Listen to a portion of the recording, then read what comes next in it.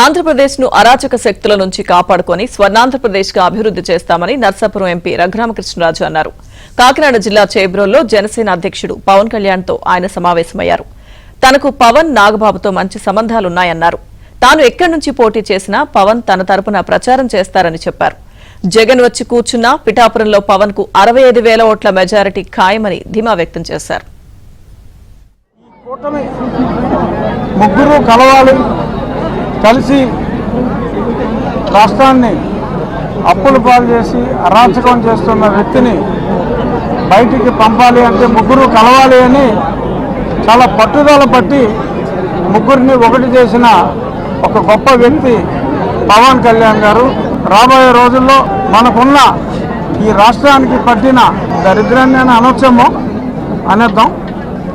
ఈ డ్రగ్ ఆంధ్రప్రదేశ్ని, ఈ బ్యాడ్ ఇమేజ్ని, రుణాంధ్రప్రదేశ్ అనే బ్యాడ్ ఇమేజ్ నుంచి బయటపడేయాలి అంటే చంద్రబాబు నాయుడు గారు, పవన్ కళ్యాణ్ గారి సారథ్యం చాలా అవసరం. కాబట్టి దీని గురించి మరింత చొరవ తీసుకొని వీలైనన్ని ఎక్కువ మీటింగ్లు, అలాగే నేను అసెంబ్లీకి చేస్తానా పార్లమెంట్కి చేస్తానా అనేది ఇంకా అస్పష్టత కాస్త ఉన్నప్పటికీ నేను ఎక్కడ పోటీ చేసినా వారు వచ్చి క్యాంపెయిన్ చేయాలని కూడా వారి సహకారాన్ని కూడా నేను కోరటం జరిగింది.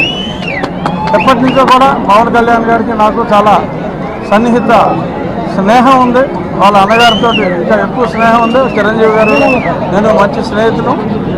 అదే స్నేహభావంతో ఆయన తప్పకుండా ఈ విజయానికి అండగా ఉంటారని చెప్పి నాకు అష్యూరెన్స్ ఇవ్వడం జరిగింది.